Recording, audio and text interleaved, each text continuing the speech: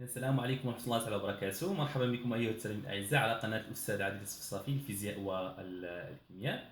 إذا مع سلسلة تصحيح الامتحانات الجهوية الخاصة بالمسلك الدولي السنة الثالثة إعدادي. إذا سنبدأ بجهة الدار البيضاء سطات، وسنبدأ بالامتحان الجهوي للسنة السابقة يعني سنة 2019. إذا للإشارة فهذا الامتحان ستجدونه في صندوق الوصف، يعني في الاول تعليق، وايضا يمكن ان تحصل عليه في انطلاقا من الموقع pc1.a للاستاذ ابراهيم الطاهري الذي قام بترجمه هذا الامتحان الذي كان خاص للمسلك العام في السنه السابقه. اذا للاشاره فقط بالنسبه للامتحان الجهوي، اذا الامتحان الجهوي دائما ما يكون على شكل ثلاثه اجزاء. الجزء الاول كيكون فيه التمرين الاول منقط على 8 النقاط، كيكون فيه مجموعه من الاسئله المتعلقه بالدرس فقط، سواء املاء الفراغ صحيح او خطا لوحدتي الكهرباء والميكانيك. ثم التمرين الثاني يكون فيه تمارين مباشره تطبيقيه مرتبطه ايضا بطريقه الحل المقرر المدرسي، كتكون عليه ايضا 8 نقاط. ثم التمرين الاخير هو الوضعيه، يكون تمرين مرتبط بالوضعيه المساله، سواء وضعيه معاشه في الحياه اليوميه كتكون على 4 ديال النقاط، وهذه الوضعيه كيلقاو فيها التلاميذ بعض الصعوبات. ولكن ان شاء الله تعالى مع تحاولوا ما امكن انكم تتبعوا معايا، تعاودوا دوك التمارين، وغتحاولوا ان شاء الله تعالى نحاول ندير معكم مجموعه من وضعيات المساله باش تحاولوا تجاوزوا هاد الصعوبه اللي كتكون خاصه بهذه الوضعيه المساله. اذا على بركه الله، اذا سنبدا التصحيح ديال هذا الامتحان الجهوي الخاص بالمسلك الدول. Bon, alors on va commencer par le premier exercice. Alors le premier exercice, vous avez des questions de cours tout simplement. Alors complétez les phrases. D'accord. Bon, alors donc s'il vous plaît, avant de commencer, alors donc il faut télécharger l'examen régional, d'accord. Donc vous trouvez cet examen dans la description. Alors donc prenez votre temps, il faut travailler cet examen avant de voir cette correction, d'accord. Donc vous pouvez prendre par exemple 30-45 minutes pour travailler avant de voir la correction, c'est très très important. Bon, alors, donc complétez les phrases suivantes. Alors, donc vous avez, j'ai donc pour gagner de temps, donc j'ai écrit, donc j'ai pas écrit toutes les phrases, donc j'ai déjà écrit tout simplement le plus important. Bon, alors donc vous avez déjà dans l'examen, dans le document, alors vous avez complété les phrases par les mots convenables de la liste suivante. Alors, vous avez rotation, translation, mouvement accéléré, position retardée, uniforme, circulaire, rectiligne. La première phrase, l'état de repos ou l'état de quoi? Donc, si vous avez repos, alors automatiquement, vous aurez l'état repos et quoi? Mouvement.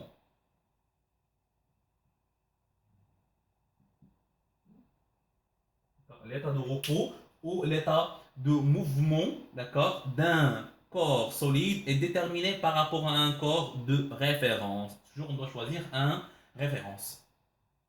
Bon, alors deuxième phrase, la trajectoire d'un point d'un solide est l'ensemble. Et l'ensemble de quoi? L'ensemble des positions. Positions occupées, d'accord. Alors donc toujours vous avez la trajectoire. Lorsqu'on parle de trajectoire, alors ce sont l'ensemble des positions occupées, d'accord, par un corps au cours de son mouvement. Alors troisième phrase, un solide est en mouvement de quoi? D'accord, un solide en mouvement de quoi? Si tous ces points ont des trajectoires, comment il est? Circulaire. Vous avez tous les points, d'accord, faisant une trajectoire qui est circulaire. Alors quel type de mouvement? Rappelez-vous bien, lorsqu'on a fait la révision, on a dit qu'on a deux types de mouvements. Alors on a des mouvements qui sont de translation et des mouvements de quoi? De rotation. Oh, puisque vous avez trajectoire circulaire, alors on parle de mouvement de quoi? De rotation. Mouvement de rotation. Bon, alors, on passe à l'exercice, à la phrase numéro 4. Un solide est en mouvement de quoi? C'est tout segment reliant. Alors, vous avez le mot segment. Alors, donc, on parle de quoi? On parle de mouvement de translation. Alors, donc, un seul mouvement de translation.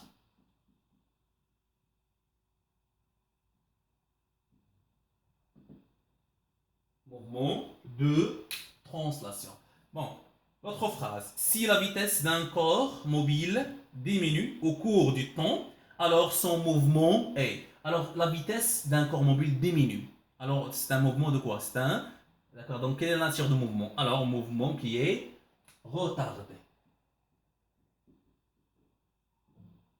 Mouvement retardé. D'accord. Alors si la vitesse d'un corps mobile augmente maintenant, alors quelle nature de mouvement on parle? Alors on parle d'un mouvement qui est accéléré. D'accord. Un mouvement qui est accéléré. Et supposons que vous avez une autre phrase, si la vitesse d'un corps reste constante, d'accord. Alors quelle nature de mouvement dans ce cas? Alors c'est un mouvement qui est uniforme. Très bien.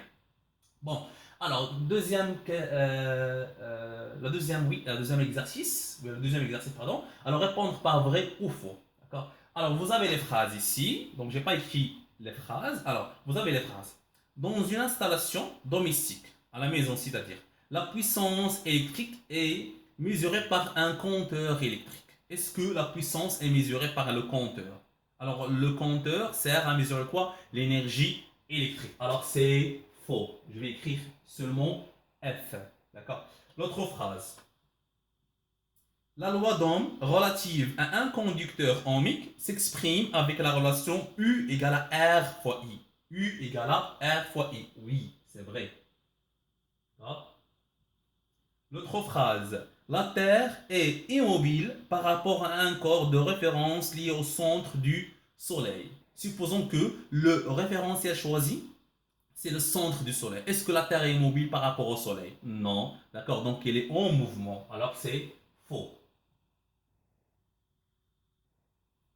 Bon, la dernière phrase, la Terre effectue un mouvement de rotation autour de l'axe passant par ses pôles. Alors vous avez par exemple la Terre, d'accord. Voilà l'axe qui passe par le centre de ces deux pôles. Alors donc la Terre toujours effectue un mouvement de rotation. Oui, c'est vrai.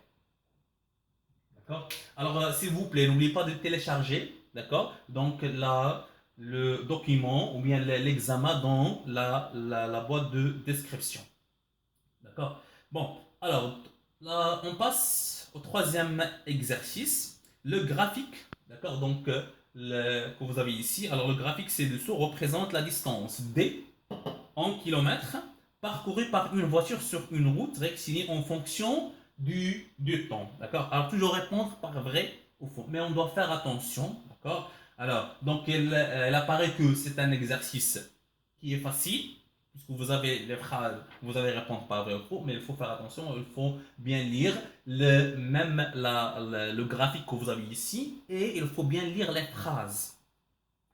Alors, le mouvement de la voiture est rectiligne accéléré. Le mouvement de la voiture est rectiligne accéléré. Donc, qu'est-ce que je vais faire? Alors, je dois lire toutes les phrases. D'accord? Et donc, vous allez faire cette étape pour tous les exercices. Il faut bien lire tout l'exercice complètement. Et parfois, vous allez trouver quelques réponses dans l'exercice même. D'accord? Donc, c'est pour cela, avant de commencer, même vous allez lire la première phrase du premier exercice, alors il faut lire tout l'exercice et donc vous allez trouver les réponses dans l'exercice. Alors, donc la première phrase, le mouvement de la voiture est rectiligne accéléré.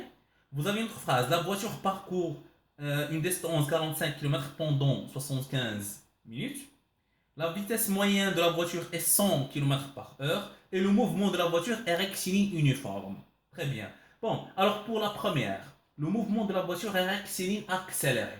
Donc, d'abord, est-ce qu'il est rectiligne? Oui, car comment? Donc la courbe se forme d'une droite. Alors elle est rectiligne. Mais est-ce qu'il est accéléré ou non? Qu'est-ce qu'on va faire? Vous avez ici la distance, vous n'avez pas la vitesse. Faites attention, vous avez la distance par rapport au temps. Tout simplement. Alors qu'est-ce qu'on va faire? On va calculer le coefficient qui est la vitesse. D'accord? Alors, donc vous avez déjà D, c'est quoi? C'est V fois T. Alors, V, c'est le coefficient. D'accord? Alors, D en fonction de T, alors c'est le coefficient de cette courbe. D'accord? Bon, alors cette vitesse V, donc on peut calculer la vitesse V. Alors la vitesse V, c'est quoi? C'est D divisé par T. Et comme ça, on va répondre aux autres propositions. Donc V c'est D sur T. Alors prenons par exemple, on va prendre par exemple 2 pour voir est-ce que la vitesse augmente ou bien reste constante. D'accord? Pour répondre à cette question, si la vitesse augmente, alors c'est accéléré. Si la vitesse reste constante, alors donc c'est uniforme. Si la vitesse diminue, alors donc dans ce cas, il est retardé. Alors la vitesse, prenons un exemple. Alors on peut faire la distance, c'est 25 km divisé par 15 minutes. On va la convertir en quoi? On va la convertir en heures. Pour convertir donc les minutes en heures, on va diviser par 60. 15 divisé par 60, ça donne 0,25 heures. Alors ça donne combien? Ça donne 100 km par heure. D'accord? Bon, et dans ce cas, on peut répondre d'accord, donc la vitesse moyenne de la voiture est 108. Donc la vitesse moyenne est 100 km par heure. Très bien. Bon, alors prenons un autre exemple. Par exemple, alors 75 avec 45. On va faire la même chose. On va voir est-ce que la vitesse est constante.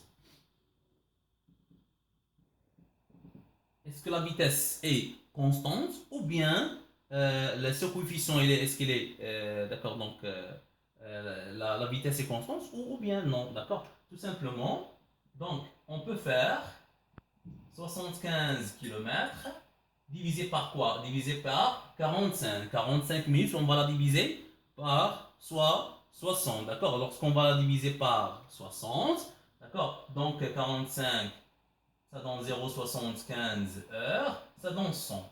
Alors on va remarquer que la vitesse est constante, ce coefficient est constant.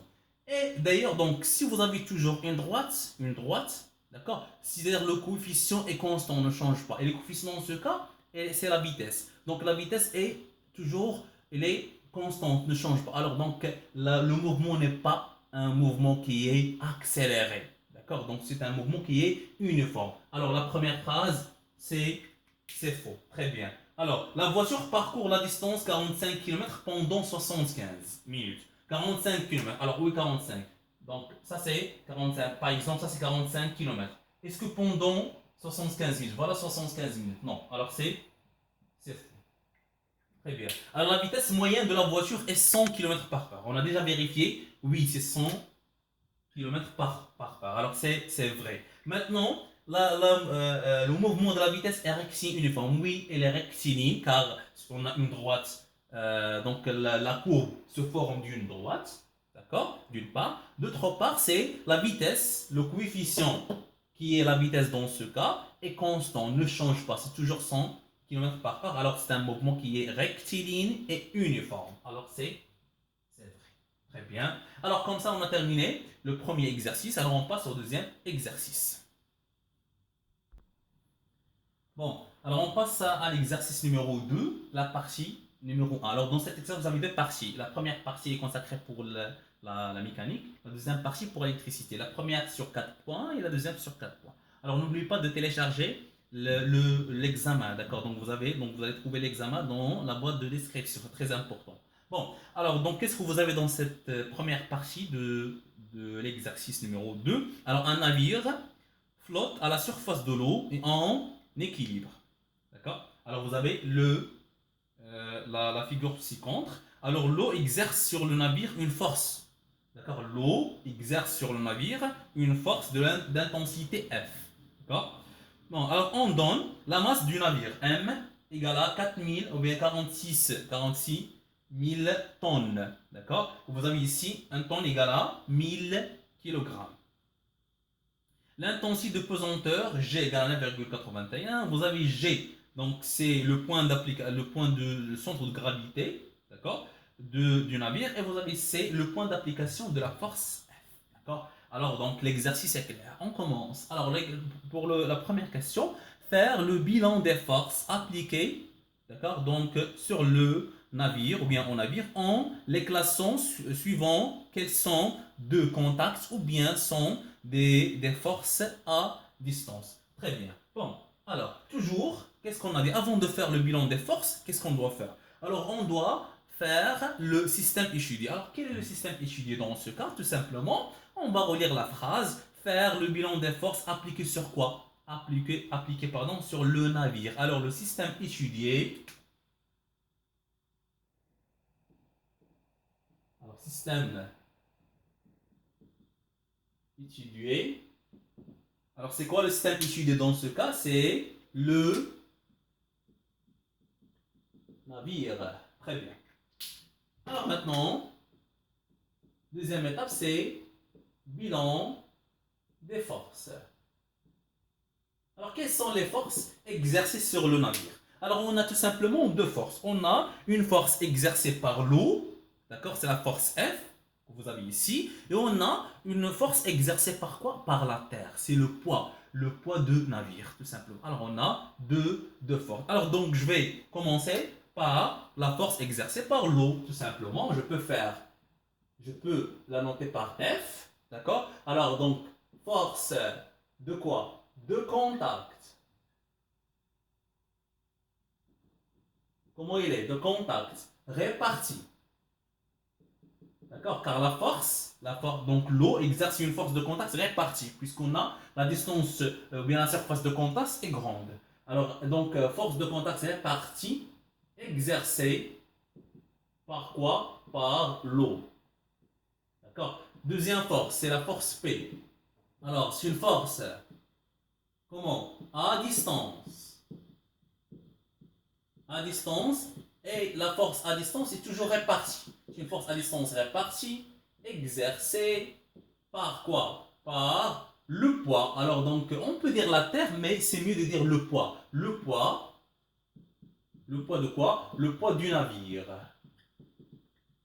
Très bien. Alors donc ça, c'est concernant la première question, c'est simple. La deuxième question, donnez les caractéristiques du poids P, c'est-à-dire la force exercée par la Terre sur le navire. Alors, les caractéristiques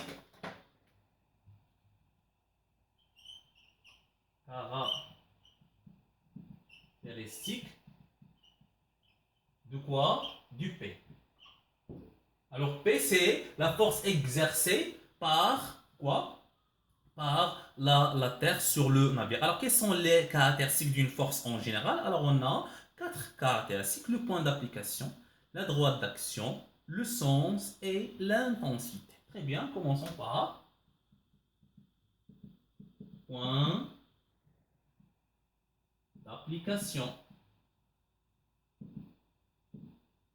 Alors, dans le point d'application, alors qu'est-ce qu'on a comme point d'application?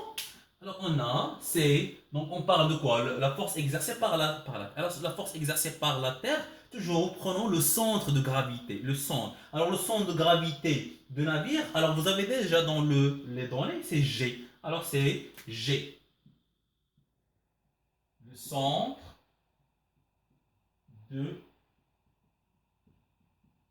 gravité, pardon. Centre de gravité.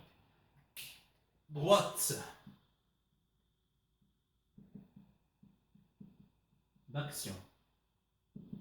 Alors, on peut dire même la direction, mais alors je préfère de dire droite d'action, comme ça vous allez rappeler qu'on parle d'une droite, d'accord? Pour ne pas confondre entre la direction et le sens, d'accord? Très bien. Alors, lorsqu'on dit droite d'action, automatiquement, on parle d'une droite. Alors, droite d'action, c'est une droite, toujours pour la force exercée par la terre, ou bien le poids.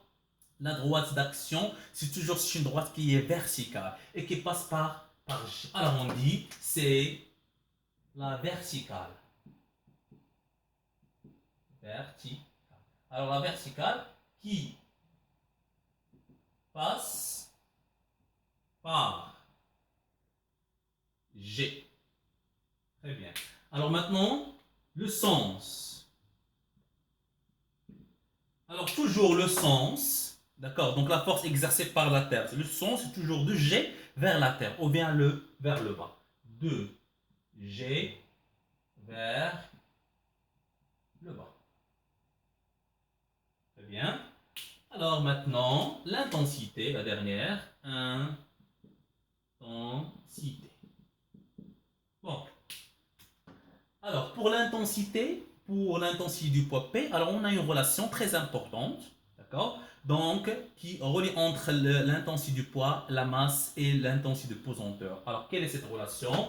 Alors, on a P égale à M fois G. C'est une relation très très importante. Tout simplement, on va appliquer cette relation car on n'a pas l'intensité parmi les données. D'accord? Alors, on ne peut pas utiliser l'intensité à travers les conditions d'équilibre. Alors, en se basant sur les données. Alors, à travers les données, on a déjà la masse du navire. On a G en appliquant M fois G. Alors, il faut faire attention. M doit être toujours en kilogrammes. M est en kilogrammes. D'accord? Donc, vous avez ici 46 000 tonnes. Et vous avez ici, d'accord, tonnes, ça donne 1000 kilogrammes. Tout simplement, on va ajouter donc 3 zéros à côté. Alors, donc ça donne combien? Alors, P égale à 46 000 tonnes multiplié par 1000 pour avoir le kilogramme. On va ajouter entre 3 zéros. D'accord? Fois quoi? Alors, fois 9,81. On va trouver l'intensité en newton. D'accord? Alors, l'intensité P, alors si, alors 451 millions 260 000 newtons. D'accord? Alors 451 millions 260 000 newtons, c'est ça l'intensité P. Très bien. Alors on passe à la question numéro 3. Préciser en justifiant la réponse les caractéristiques de la force F exercée par l'eau sur le navire. Alors je vais utiliser cette partie si vous permettez. Bon. Alors, deuxième question, troisième question. Alors, en justifiant la réponse, on va préciser les caractéristiques de la force F exercée par l'eau. Alors, pourquoi ici il vous demande de justifier la réponse? Très bien. Bon, alors, donc ici, on n'a pas, pour faire d'accord, donc les caractéristiques, toujours on a besoin de l'intensité, car parfois on ne trouve pas l'intensité, mais en se basant sur les conditions d'équilibre, puisque vous avez ici le navire est en équilibre, alors donc dans ce cas, on peut à travers les conditions, on peut déduire l'intensité de la force exercée par l'eau. D'accord? Très bien. Bon, alors en justifiant, qu'est-ce qu'on va dire en justifiant? Puisque le navire, le navire, le navire est en équilibre. Le navire est en équilibre. Si le navire est en équilibre, si le navire est en équilibre, alors les deux forces, quelles sont les deux forces? Les deux forces F et P. Alors, les deux forces F et P ont, qu'est-ce qu'elles ont? Ont le même, quoi? Le même support. C'est quoi le support? Le même support, c'est-à-dire la même droite d'action. La même intensité. La même intensité. Et deux sens opposés. Deux sens opposés. D'accord? Très bien. Alors, sont les conditions d'équilibre d'un corps soumis à deux forces. Alors, puisque le navire est en équilibre soumis à deux forces, alors les deux forces, qu'est-ce qu'elles ont? Elles ont le même support, c'est-à-dire la même droite d'action, elles ont la même intensité et deux sens qui sont opposés. D'accord? Très bien. Alors, à travers les conditions, on peut déduire les, les caractéristiques de la force. D'accord? Très bien. Alors, si vous permettez, donc je ne vais pas répéter point d'application, droite d'action, sens, intensité. Alors, donc je vais écrire rapidement. Alors, le point d'application. Quel est le point d'application de la force F? Donc, on peut dire, je vais terminer cette phrase. Donc, les caractéristiques de F sont, alors lesquelles? Alors, je vais commencer par le point d'application. Alors, le point d'application, alors c'est 7 points que vous avez ici. Ça, c'est le point d'application. D'accord? Alors, la droite d'action. Donc, puisqu'ils ont la même droite d'action, alors c'est la verticale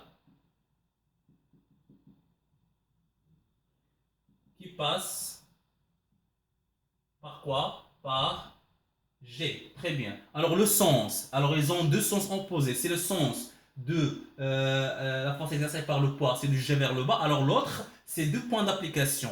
C'est de C vers le haut. Le sens de C vers le haut. Très bien. Alors maintenant, pour l'intensité, alors ils ont la même intensité. D'accord? Alors ils ont la même intensité. Donc je ne sais pas est-ce que c'est clair dans cette partie ou non. Alors ils ont la même intensité. Alors on peut dire que P égale à F égale à. Donc la valeur qu'on a trouvée ici, alors c'est 4, 5, d'accord, donc 60, 451 millions 260 000 newtons. Très bien.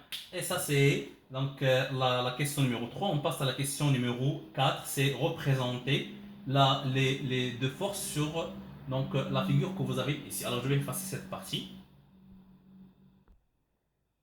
Bon, alors, la question numéro 4, qu'est-ce que vous avez représenté sur la figure ci-dessous? La force F.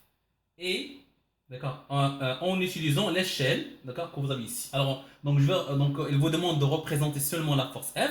Alors, pour moi, je vais représenter F et P, d'accord? Comme ça, vous allez mieux comprendre, car on fait, tout simplement, on fait des révisions.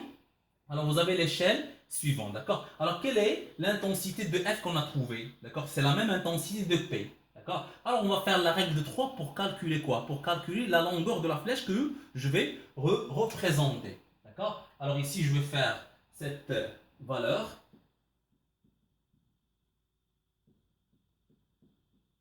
En newton. Alors, donc ici, donc, on va calculer quoi? On va calculer la longueur de la flèche. Alors, la règle de 3x, donc c'est 4, 5 multiplié par 1 divisé par l'autre valeur. Alors, ça donne combien? Ça donne 2 cm. D'accord? Et comme ça, alors même vous pouvez vérifier est-ce que vous avez l'intensité, c'est juste ou non, car vous avez trouvé une longueur de la flèche qui est, d'accord, donc qui est convenable, donc 2 cm, 3, 4 cm. Supposons que vous avez oublié de convertir la masse que vous avez ici en kilogrammes. Vous allez utiliser seulement 46 000. D'accord? Alors, lorsque vous allez utiliser l'échelle que vous avez ici, alors donc vous allez trouver donc une valeur très très petite. Alors, vous allez trouver 0,00 et quelque chose. Alors, donc comme ça, vous allez dire, voilà, alors supposons que j'ai une faute, j'ai un problème au niveau de l'intensité et je peux comme ça, je peux vérifier. Donc, 2 cm. Alors, donc, il vous demande de représenter quoi? Représenter, pardon, la force F. Alors, la force F, donc, revenons toujours avant de représenter n'importe quelle force. Alors, donc, je dois se baser sur les caractéristiques que vous avez ici. Alors, les caractéristiques que vous avez ici, qu'est-ce qu'on a? Alors, on a le point d'application, c'est C. C'est-à-dire, donc, je vais commencer par le point C. Alors, la verticale, voilà, ça c'est la verticale.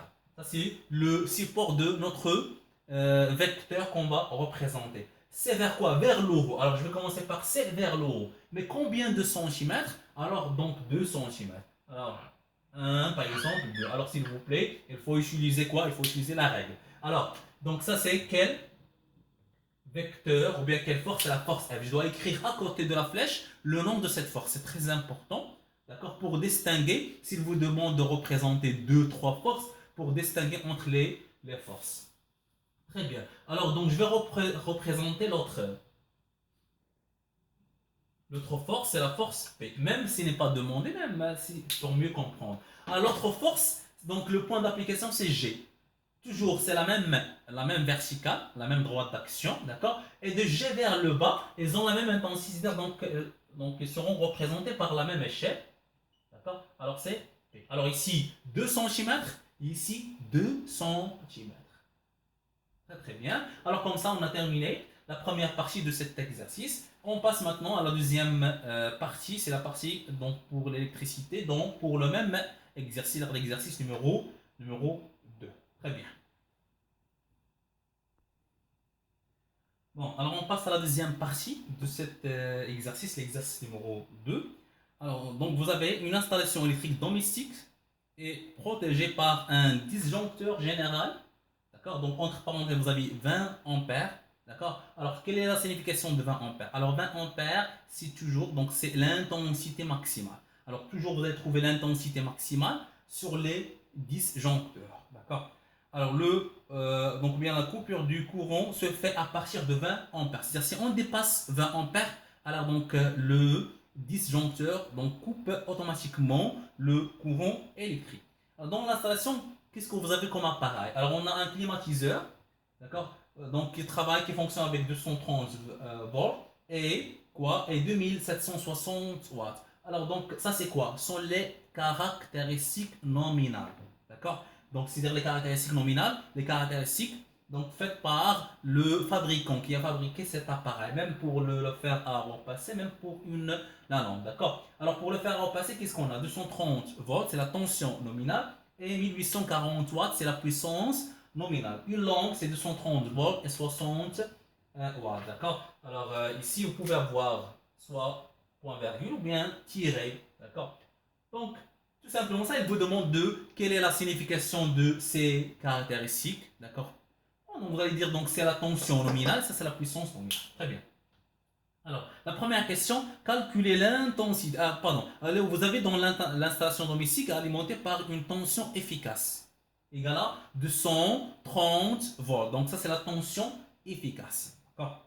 Bon. Alors, la première question, calculer l'intensité du courant électrique passant dans le fer à repasser. D'accord? Vous avez un schéma dans le document. D'accord? Donc, si vous avez déjà imprimé ce document. Bon, alors, calculer l'intensité du courant électrique passant par le fer à repasser lors de son fonctionnement normal et déduire la valeur de sa résistance électrique. Il vous demande de calculer quoi? Il vous demande de calculer l'intensité I. Alors, l'intensité I. Très bien. Tout simplement, on va appliquer la formule. Alors, on a P égale à quoi? Égale à U fois I. Donc, I égale à quoi? Elle égale à P divisé par U. Très bien. Donc déjà on a P, on a U. Alors en appliquant cette formule, et alors P de fer à repasser, c'est 1840 divisé par 230. Alors ça donne combien? Ça donne 8. D'accord, 8 ampères. Maintenant, très bien, la résistance R. La résistance R. Alors pour calculer la résistance R, tout simplement on a déjà calculé I, d'accord? On a déjà U, alors on peut appliquer la formule U égale à R fois I.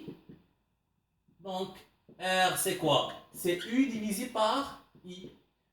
Donc U c'est 230 volts divisé par I c'est 8 ampères. Alors ça donne combien? Ça donne 28,75. N'oubliez pas, l'unité c'est ohm. Très bien. Alors vous pouvez même utiliser une autre formule. Alors supposons qu'il vous demande à partir de... Donc la première question c'est calculer R. D'accord? Alors il faut commencer par I au départ. D'accord? Ensuite vous allez calculer R. Ou bien vous pouvez appliquer la relation suivante. P égale à U au carré sur R. D'accord? Donc ça c'est une formule très importante. Alors, qu'est-ce qu'on cherche? On cherche R. Alors c'est U au carré divisé par P. D'accord? Alors donc ça c'est une formule très importante aussi. Vous pouvez apprendre par cœur, vous pouvez l'utiliser sur n'importe quel exercice. Alors R c'est U au carré, alors c'est 230 le tout au carré, divisé par P c'est 1840. Alors on va trouver la même. Donc 28, 75. Très bien. Alors ça c'est pour la question numéro 1. Alors on passe à la question numéro 2. Le fusible 10 ampères choisi pour protéger le fer à repasser est-il convenable? Très bien. Alors, donc sur le document, suivez sur le document s'il vous plaît. Alors sur le document, qu'est-ce que vous avez sur le schéma? Le fer à repasser, vous avez ici, comme ça. Et ça c'est le fer à repasser, d'accord? Donc ça c'est le fer à repasser. Vous avez ici 10 ampères. Ça c'est le fusible, d'accord? Ça c'est le fusible. Alors le fusible choisi, toujours faites attention s'il vous plaît. Le fusible convenable si donc c'est le fusible qui a une intensité plus grande et proche de l'intensité, d'accord, donc qui traverse l'appareil. Alors l'intensité qui traverse le fer à repasser égale à quoi? Égale à 8 ampères. Et le fusible, d'accord, donc choisi pour protéger cette fer à repasser, est égal à quoi? Égal à 10 ampères. Alors, donc c'est un fusible convenable, oui ou non? Oui, c'est un fusible qui est convenable. D'accord? Pourquoi? Car l'intensité de fusible est plus grande et proche de l'intensité qui traverse le fer à repasser. Alors, deuxième question. Alors, oui, le fusible est convenable. Car, tout simplement, car quoi? Car 10 ampères est supérieur, plus proche de 8 ampères. Pourquoi on dit plus proche? D'accord? Tout simplement, car, alors si vous permettez, je vais effacer cette partie. Alors, vous pouvez faire pause et vous pouvez recopier. Car supposons, si vous avez un appareil qui fonctionne avec 5, donc ça c'est le courant I, l'intensité qui traverse un appareil électrique. Alors vous avez 3 fusibles. D'accord? Ce sont les fusibles. 3 ampères, 6 ampères, 9 ampères. Alors quel est le fusible convenable qu'on doit choisir pour protéger cet appareil qui fonctionne avec 5 ampères? Alors on doit choisir 6 ampères, car elle est plus grande et proche.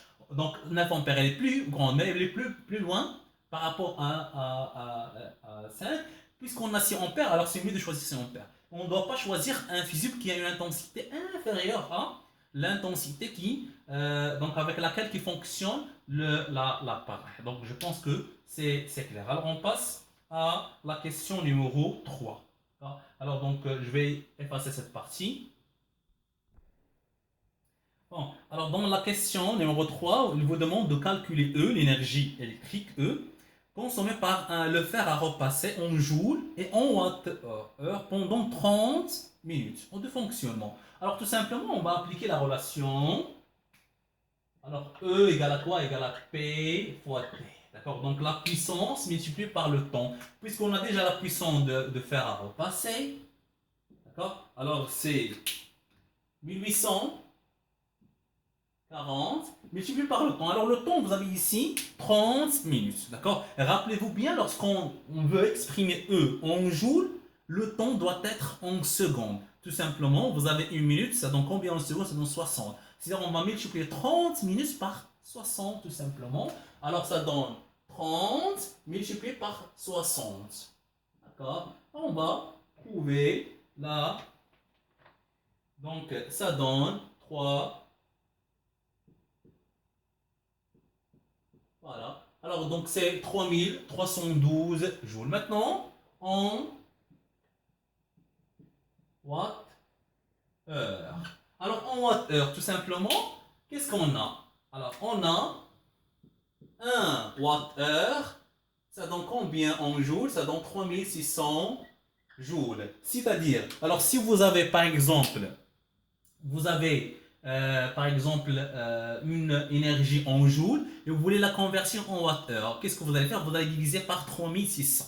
D'accord? Donc, comme le cas ici, on va diviser par 3600 tout simplement. Ça donne l'énergie E. Alors, alors 3 312 000. On va la diviser par 3600 pour trouver la valeur, bien l'énergie consommée en watt-heure. D'accord?